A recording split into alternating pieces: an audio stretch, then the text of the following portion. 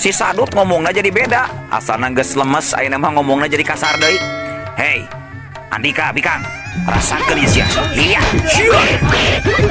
Si Sadut langsung nyebrut narajang, nyabetkeun bedogna ka eta si Wanoja. Iu, kuilang. Yuk. Gerakan si Sadut nalika nyabetkeun bedogna memang lumayan cepat.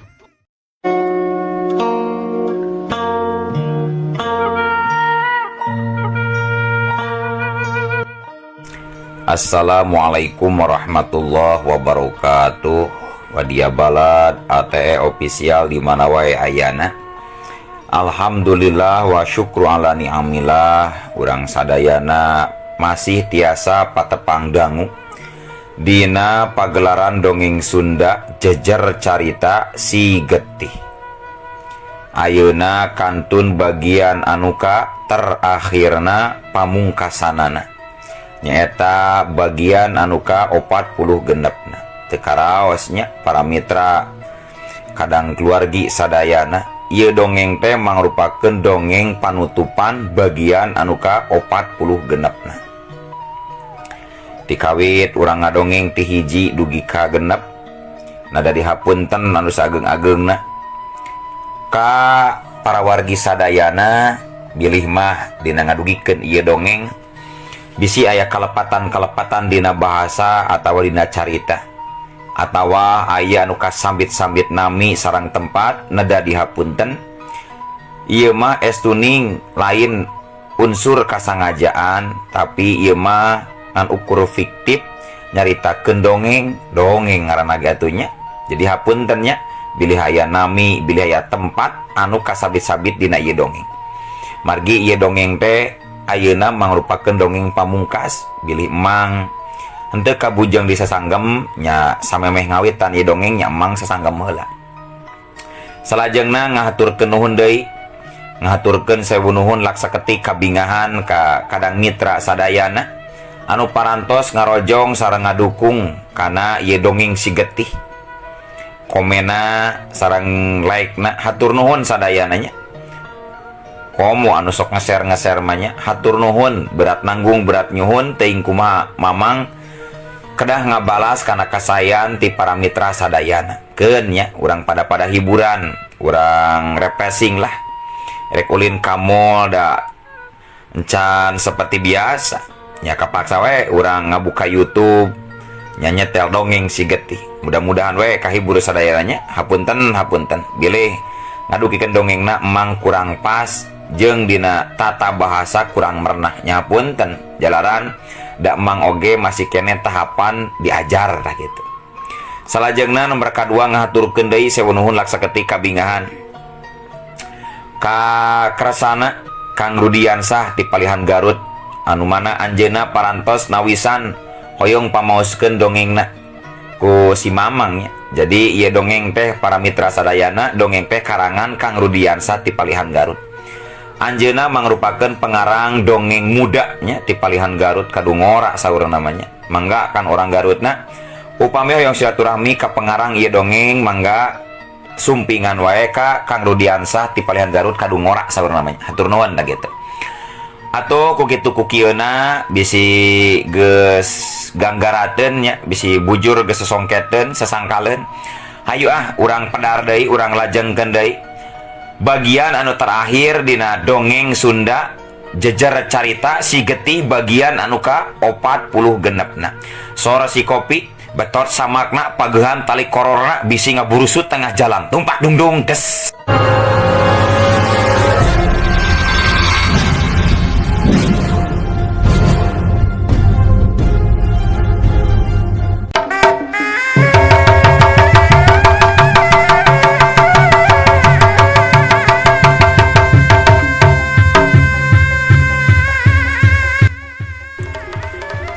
Malah harita teh prajurit kerajaan oge geus pating salebrut silih tarajang di komandoan ku Raden Suntara. Mbah Buyut sayuta oge sarua harita geus nempatkeun diri pikeun adu hareupan jeung karetiwa. Pon kitu deui jeung Ki Banaspati salaku patih ti kerajaan Tumariswana. Harita manehanana adu harepan jeung patih ti kerajaan Bagendit. Harita patih ti kerajaan Tumariswana jeung patih ti kerajaan Bagendit geus ragot tarung begalan patih. Sora pating galerona prajurit anu ngagebrag musuh sakaligus anu nahan kanyeri minuhan eta patempatan nalika kabenangan ku pakarangna masing-masing. Pating galebro sakarat marandi getih. Kabeh kuda anu ditarumpakan anak kalabur bari pating naringkig di sararada. Kadang labu kalamping langsung paeh jeung jalma-jalmana langsung perlaya. Sarta diantara anu keur tarung jeung perang harita Raden Suntara jeung Raden Tarya Jayakusuma geus adu hareupan. Raden Suntara jeung Nyimas Utari geus pasang kuda-kuda jeung pasanganana dina ilmu kilat braja katut bajra sewu ilmu ampuhna. Tapi pikeun Raden Tarya Jayakusuma mah mungguh aneh. Harita Raden Tarya Jayakusuma pikeun yang hareupan musuh-musuhna teh anjeunna mah ngan ukur ngagunakeun hiji sapu tangan kain warna bodas kolot. Anu pikeun Raden Suntara jeung Nyimas Utari mah jadi asa diledek jeung dihina. Padahal lamun maseg manehanana apal yen eta sapu tangan teh lain sapu tangan biasa. Tapi eta sapu tangan anu dicakal ku Raden Tarya Jayakusuma sapu tangan anu ngandung tuah kasakten anu luar biasa. Iya, coela, celeng, kolebat. Harita Raden Suntara jirimna geus ngajorelat luncat maju narajang ka Raden Tarya Jayakusuma dibarengan ku Nyimas Utari anu teleh cepet gerakanana. Antukna diwowongkon lamping mayit. Harita jadi ketir ku ayana peperangan di dua belah pihak. Kerajaan nyaeta kerajaan Tumariswana jeung kerajaan Bagendit. Harita perang campuh meh imbang nalika loba jalma anu jadi korban ku pakarang musuhna masing-masing. Sedengkeun Sekarwati harita jirimna tembong masih keur jujurelatan nyingkahan panarajangna Nini Ambarawati. Antara Nini Ambarawati jeung Cang Mamad pada garang jeung bayangan narajang ka Sakarwati teh tur anu matak ngabahayakeun ti eta dua lawan teh nyaeta kuku-kukuna anu paranjang ngandung racun. Ngan untungna teh Sakarwati geus dibekelan ku ilmu silat anu leuwih ti cukup. Kudua guruna jadi bisa ngimbangan dua lawan sekaligus. Malah dina kesempatan anu hade Sakarwati mampu ngasupkeun panarajang balasan kanu jadi lawana. Hiuk cebrot cebrot. Iga burung anu jadi lawana masing-masing pada kebenangan kutajongan Sakarwati. Harita Nini Ambarwati jeung Encang Mamad pating galero nahan kanyeri bari jeung mundur ka tukang. Sarta ditempar sejen tarungna Kipatih Jayasena jeung Kipatih Banaspati tetela. Ki Banaspati leuwih hebat elmuna tibatan Kipatih Jayasena. Anu harita mindeng kadeseh jeung kabeunangan ku panarajang Ki Banaspati. Duak cedak cebrot carideuk. Aduh. Kipatih Jayasena tembong ngadalik deug deui mundur ka tukang. Mundur ka tukang sawara lengka bari sumengir nahan kanyeri sarta tapak tenggelan lawan mungguh ngandung hawa panas nyongkab sawak-awak. Ki Banaspati tuluy ngarangseg deui maju narajang ka Kipatih Jayasena dina gerakan anu leuwih cepet tibatan tadi. Sarta lila beuki lila antuk nama rubuh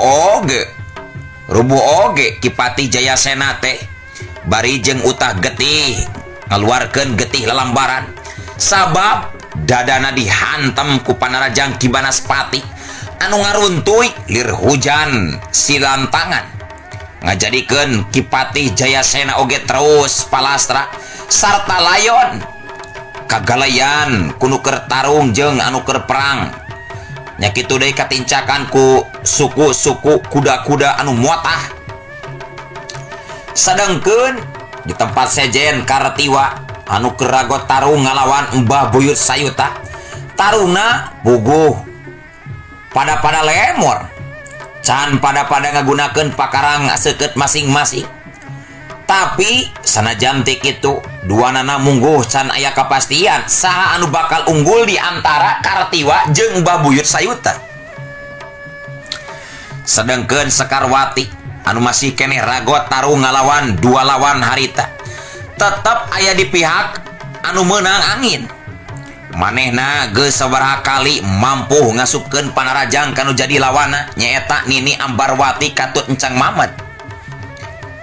Komo harita Nini Ambarwati mah kot ka ngahegak ngatur napasna sabab kurang kalati bari jeung umurna geus kolot ongko geus bebarian capek. Encang Mamad sok rangseg tuluy eta si Wanoja Jalang teh. Aduh ieu Nini mah geus eungap capek ieu tuur norok to kasa coplok. Aduh sok da maneh mancang ora kene sok heug Nini heug siap heug hiya curelak jeleng kolebat. Encang Mamad teu ngalobakeun deui carita manehanana terus wae ngarangseg ka Sekarwati ku panarajangna anu ngaruntuy ngahujanan awakna Sekarwati. Kitu teh mah Encang Mamad masih kene kuat tanagana teu babarian capek lantaran umurna oge masih kene ngora bedas tanagana buta tulang buta daging. Ngan oro kaya Sekarwati memang geus iatna ti anggalna jirimna terus ngolebat kagigireun lawan. Hiu plos siu curelak plos hiu plos siu plos. Dina kasepentan anu hade nalika Encang Mamad maju narajang ka Sekarwati harita leungeunna ngahiup bangbaraan rek meupeu puguh celina Sekarwati.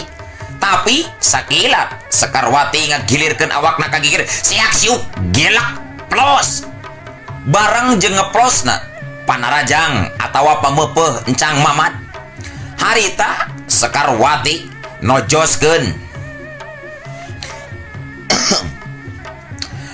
keris naga genina hiu plos beres kuku Encang Mamad anu paranjang ngeplos deui ka tempat sejen. Harita ngadonkeunna kana tangkal anu gede bareng jeung kitu harita eta keris naga geni pres nojos pisan kana cangke Encang Mamad anu ngalantarankeun Encang Mamad ngagarowok bari ngajaul ka tukang wadaw jaul. Barang jeung kitu harita Sekarwati teu cicingeun gancang nyusul ka Encang Mamad. Awak Sekarwati ngajaul harita Sekarwati cele geus aya di tukangeun Encang Mamad teu antapara deui bujur Encang Mamad ditajong ku Sekarwati satakar kebek hiu jepuk jebrot jekuk wadaw setan alas. Aduh Encang Mamad ngagero kaget jeung nyeri bujurna seueul ditajong ku Sekarwati satarikna. Kentak Encang Mamad manehanana nyabut ramo leungeunna anu nyecab kana gebog cau. Sekarwati ngareret ka pelebah Kipatih Jayasena anu geus palastra geus ngababatang jadi bugang sarta nempo ka Karetiwa anu bangun rada kadese diraponan kuduaan. Dasar licik si Buyut Sayuta jeung si Banaspati ceuk Sekarwati ngagerendeng ngomong sorangan. Laju Sekarwati ngasupkeun deui keris naga genina kana warangkana langsung manehanana ngawangun pasangan dina jurus andalanana rakatak. Sekarwati ngawangun jurus anu sejen dikenyang hareupan musuh-musuhna.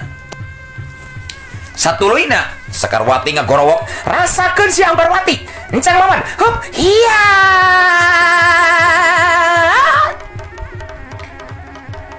Nini Ambarwati jeung Encang Mamad surti sanggeus ngawangun pasangan, ciribna langsung pating jorelat laluncatan tur tetep dina ilmu cakar dewata tapak irengna anu leuwih dironjatkeun deui.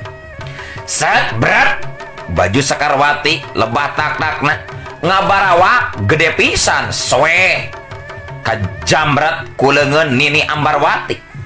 Sakarwati ngarajuk kaget sabab baju palebah tak-takna kabeunangan ku jambretan leungeun Nini Ambarwati. Ngan untung kulit jeung dagingna teu kabeunangan oge. Ukur bajuna wungkul anu kabeunangan ku cakaran tapak dewata Nini Ambarwati. Tapi lamun seugmah kabeunangan we saeutik we kulitna ku cakaran tapak dewata. Abong lamun manteu muriang para nastiris sabab ramo-ramo musuh ngandung racun anu ganas. Tapi Sakarwati teu lila kagetna teh. Dirina gancang ngalonjatkeun deui ilmu tutungkusanana. Nyaeta ajian semu gunting. Harita digabungkeun jeung ilmu walet bodas. Hampura rancang, hampura lamun andika kabeunangan kukulan teh. Hop, hiat. Sakarwati kadenge ngagerot tarik sarta dampaleungeunna mata ngahantem kana dada Encang Mamad. Kituna teh bareng jeung nyingkahan panarajang ti Nini Ambarwati sat kolebat jeleng plos seuk hiuk des jekuk jebrot wadaw. Encang Mamad kadenge ngagerot tarik jeung panjang tina sunguna nyebrot getih hirup lalambaran jengkang gedebut kerjet kosot kerjet cekle. Encang Mamad awakna terus ngajengkang ka tukang rubu bari ngosot. Satuluyna kekerjetan ngalepaskeun nyawa pada harita. Nempuk itu Nini Ambarwati jadi saber hatena leungit kawanina. Dirina sadar memang lawana lain pitaningeun manehanana. Najan maksakeun karep oge laun-laun dirina nu bakal binasa. Teu loba mikir panjang Nini Ambarwati nalika geus nempo muridna ngajampana jadi bugang ngagolel luhur lemah ngan jorelat jeleng les. Nini Ambarwati terus ngajorelat loncat ninggalkeun eta pakalangan kabur ngaloskeun diri sabab hayang salamet tina ancaman bahaya pati.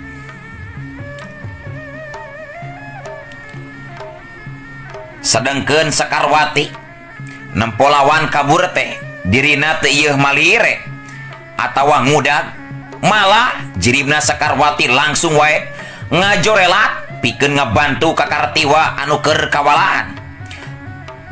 Jeung beratna teh kumbah buyut sayuta harita Kartiwa dibarengan jeung Ki Banaspati dirangsed dihujanan ku panarajang ti Ki Buyut Sayuta jeung Ki Banaspati anu ngajadikeun Kartiwa kadese. Sedengkeun badan Ki Buyut Sayuta badanna teu bisa katembus ku panarajang sabab badan Ki Buyut Sayuta leueur teu bisa diteunggeul sorodot deui. Geragunakeun atuh pakarang sakti Andika teh Kartiwa. Mana bedog si getih anu masyhur teh. So kaluarkeun. Nalika keur kitu jorelat jeleng celekeder aya Sakarwati geus nangtung digigireun Kartiwa bari pok cumarita. Nya Kang, bener oge ucapan si Buyut Sayuta Kang. So Kang, gerak keluarkeun eta bedog si getih Kang.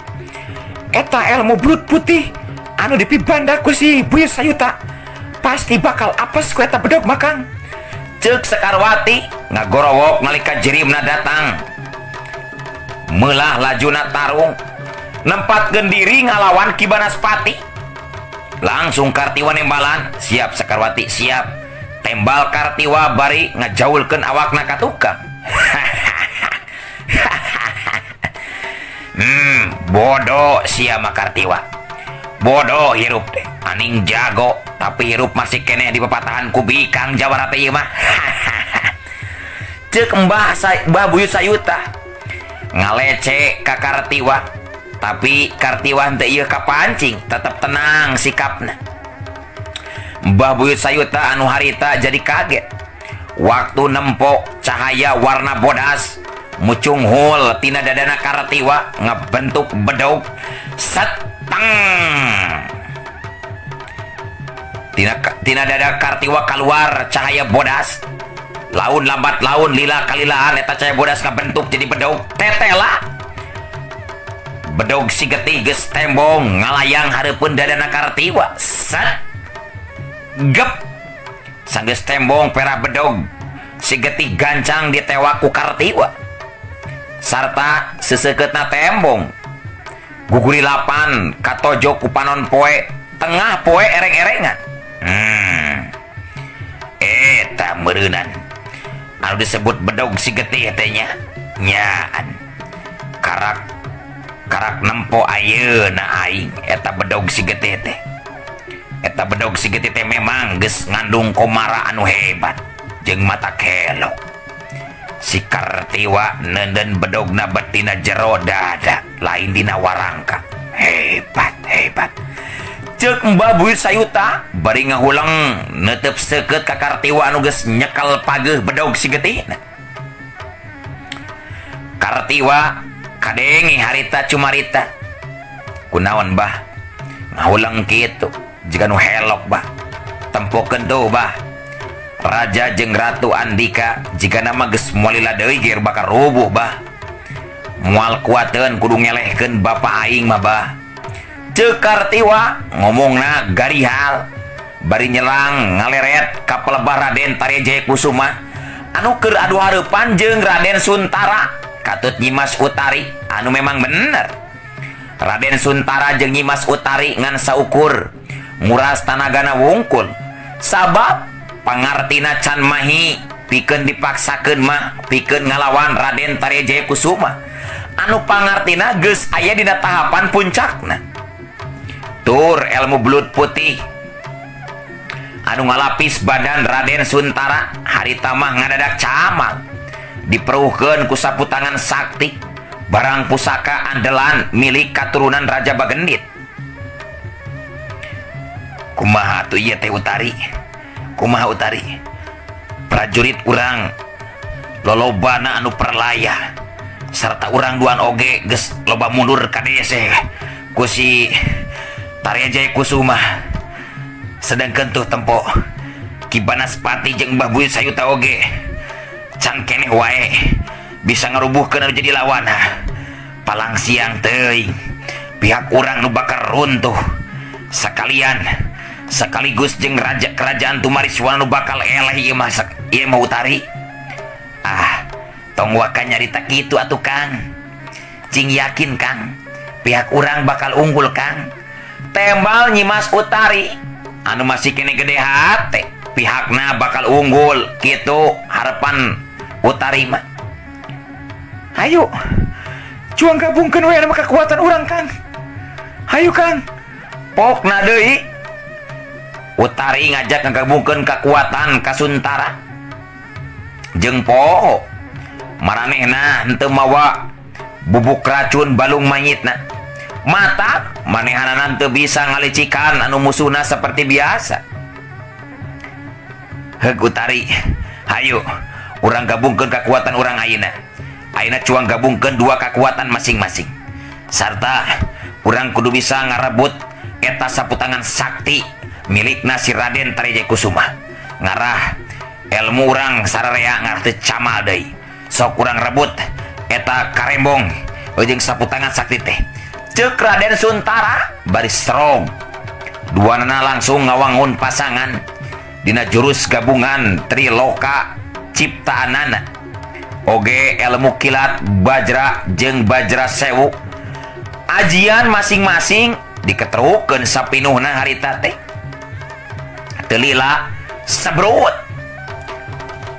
Suntara jeung Utari duanana pating jorelat laluncatan maju narajang ka Raden Tarya Jayakusuma anu mana sikapna masih keneh tenang teu loba carita teu loba basa jeung gerakanana mungguh jiga kalangkang susah katuturkeun kuno jadi lawan kitu teh mah Raden Tarya Jayakusuma teh memang anjeuna nyangking ilmu luluhur 7 lapis kekuatan ti alam gaib turun tumurun ti Nyi Roro Kidul matak pantes lamun harita Raden Tarya Jayakusuma henteu bisa dilumpuhkeun kitu wae kudu jadi lawana sedangkeun di tempat tarung sejen Ki Banaspati jeung Sekarwati anu masih keneh ragot dina tarungna tetela teu bisa gampang kitu bae tereh-tereh pikeun bisa ngarubuhkeun jadi musuh Ki Banaspati manehanana geus kekerot we manehanana geus kasaleun hayang gerang ngarubuhkeun musuh ngan hese sabab Sekarwati jeung Ki Banaspati sarua kesitna dina tarung dua plak des keduk des cari jeug Sekarwati jeung Ki Banaspati tembong pating jari jeug mundur ka tukang nalika tanaga lapisan masing-masing bentrok ngaliwatan leungeun sewang-sewangan serog Ki Banaspati tembong ngawangun deui jurus anu beda Sekarwati surti Ki Banaspati rek ngagunakeun ilmu pamungkasna ku kituna Sekarwati ge teu eleh-geleng dirina langsung ngaluarkeun ajian pamungkasna nyaeta ajian raga malela pikeun mungkasna lumakuna tarung hei Bikang juang pungkas lumakuna ieu tarung deh sok Sekarwati Bikang jalang gerak tatatan gerak siap-siap urang pungkas ieu tarung urang tangtukeun saha di antara urang duaan lu hebat ilmuna deuleu sanu bakal salamat sanu bakal ngajong joho anu bakal ngajampana jadi bugang tumbal ieu lamping main Sekarwati rasakeun sia heup iya ceuk Ki Banaspati bari miheulaan ngajorelat luncat narajang ka Sekarwati pon kitu deui Sekarwati gancang mapag panarajang anu jadi lawana iya jorelat ceneng kolebat dua jirim pating kolebat ngangkang awakna mete nincak kana lemah harita dua puncak kekuatan bentrok di Jomantara anu ngalantaran ke aya sora anu ngebledag tarikna keranan yak siuk wush meledak wadah kadenge harita dua kali sora anu ngebledag disusul ku sora ngagerona Ki Banaspati anu tutung awakna gajengkang rubuh maling lemah ngagedebut tarik lir nangka asak ragrag dina tangkalna lebah dieu tetela Ki Banaspati oge can kuateun nahan eta ajian raga malela anu memang sakti mandraguna can kungsi aya jago saurang oge anu mampu mapakan kana eta ajian tiker zamana nini ambu Nursari guruna Sekarwati Makalangan can aya saurang oge anu bisa ngimbangan kana eta ajian raga malela sarta eta kajadian teh meh bareng jeung kajadian Raden Suntara ngagero kaget sabab panerajangna salah sasaran ajian Bajra Sewu ngadon ngahakan korban jalma anu dipikat cintana sedengkeun jiri musuh mah geus pancu deui nangtung di tempat anu kosong hiak siuk jebret cekok jelebet aduh cengkang Nyimas Utari anu kakeunaan ku ajian Bajra Sewu cerit tarik maratan langit ngoceak maratan jagat awakna ngajangkang ka tukang atuh Suntara ngagero Utari iya Kang Utari Raden Suntara nyobaan ngegeyah-geyah badan Utari anu sidik geus eueuh nyawaan lantaran buah dadana alias gunung sakembarana tutung jiga tapak kabelem kabenangan ku ajian Bajra Sewu milikna Raden Suntara. Ku kituna Raden Suntara jadi hanjelu taya papadana. Nah pihakna anu kudu eleh ku pihak kerajaan Bagendit, bahkan pamajikan sorangan anu pika cintana ayeuna geus ngababatang jadi buga. Tarya Jaya Kusuma naon Suntara aya naon? Tarya Jaya Kusuma, Andika memang hebat Tarya Jaya Kusuma. Kadohong aing wani ngayakeun nyerang jeung ngajak perang ka pihak Andika Jaya Kusuma. Ayeuna aing ngaku eleh jajaten ku Andika, aing ngaku eleh wawasen ku Andika Tarya Jaya Kusuma. Hampura dewek, hampura aing bisa loba salah ka Andika. Ceuk Raden Suntara kitu nate bari brak manehana ngeprak sirahna sorangan ku leungeun katuhuna anu masih kene dieusi ku ajian Bajra Sewu. Set brak jebrot meledak cungkal kerajet kosot kulahek.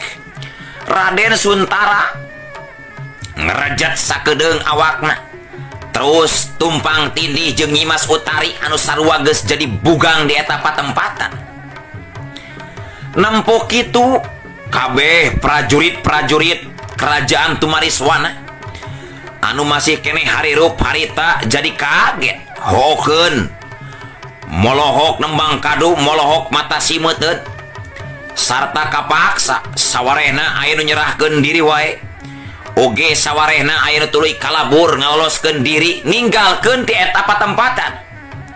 Sabab sadar jeung nyaho rajana sakaligus pamimpin perang memang geus ngalayang jiwana binasa ku Raden Tarya Jaya Kusuma. Mbah Buyut Sayuta anu harita keur tarung jeung Kartiwa oge jadi ngaranjuk kaget. Dirina terus luncat maksud rek nyamber badan Raden Suntara.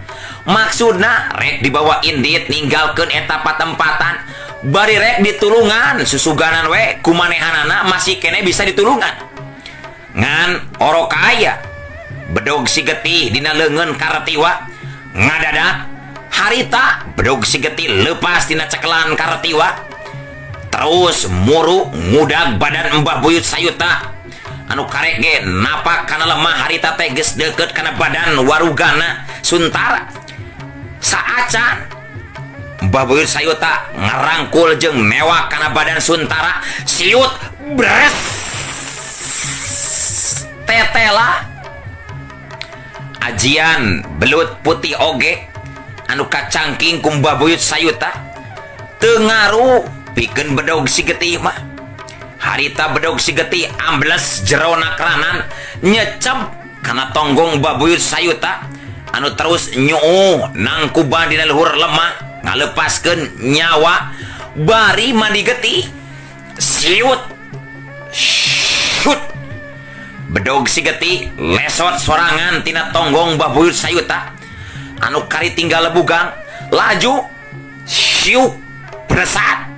Bedog si getih balik deui kanu bogana nyaeta ka Kartiwa. Sarta geus aya darepeun Kartiwa eta bedog si getih langsung nyurup kana jero dadana Kartiwa seksuk wush les. Bedog si getih teu katempo deui nyecep asup sumurup kana dadana Kartiwa. Sarta dina poe harita mangrupakeun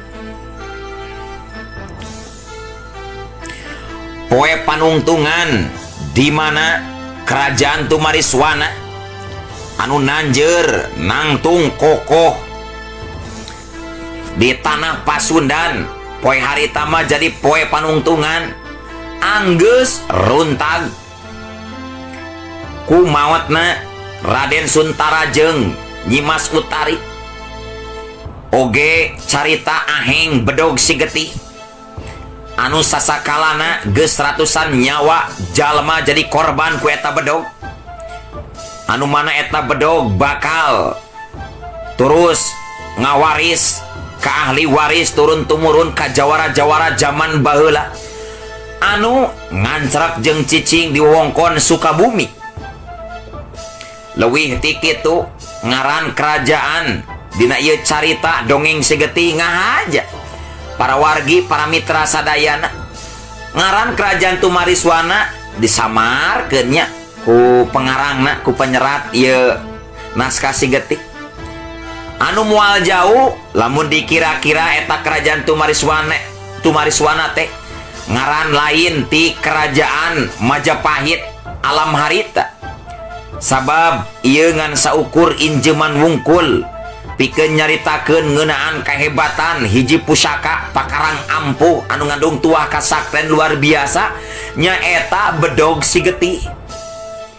Sanggeus Babu Sayuta nyeklek ngelepaskeun nyawana. Hidup, hidup Raja Bagendit, hidup, hidup, hidup, hidup, hidup, hidup, hidup, hidup, hidup, hidup, hidup. Sakabe prajurit kerajaan Bagendit kadenge pating jorobok bari ngaracungkeun pedangna sewang-sewangan ka luhur lantaran kabeh ngarasa sugema jeung bagja. Sabab pihakna aya dina kaunggulan. Tur mangsa kabehanana baralik deui ninggalkeun eta patempatan nyaeta tempat lamping mayit anu jadi saksi ancur tumpur jeung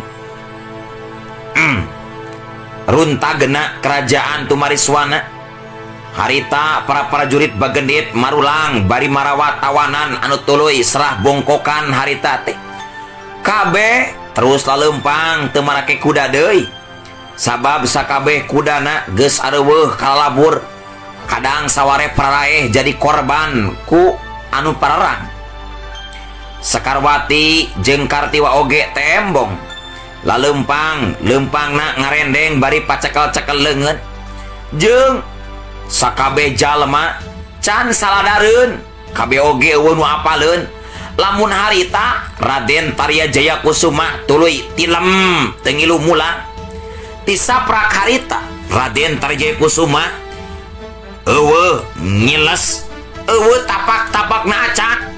Anu antukna kerajaan Bagendit tahtana dituluykeun ku Raden Kartiwa jeung permaisurina nyaeta Nyimas Sekarwati. Heup nepi ka dieu carita dongeng sigeti parang pedang pusaka bedog pusaka milikna Kartiwa anu mana eta bedog bakal turun tumurun ka ahli warisna anu ngajadikeun raja di kerajaan Bagendit. Kitu tah para mitra sadayana gua dia balad ate official gening sakitu dongeng sigetih teh atunya ku kitu kukieuna sakali deui mang neda dihapunten anu saageng-agengna bilih mah aya bahasa anu kirang katata bilih mah bahasa mang nemprang kana sabasa bantarang notok kana sabasa batok neda dihapunten saageng-agengna jaka sembung mawa tomat hayu tamat.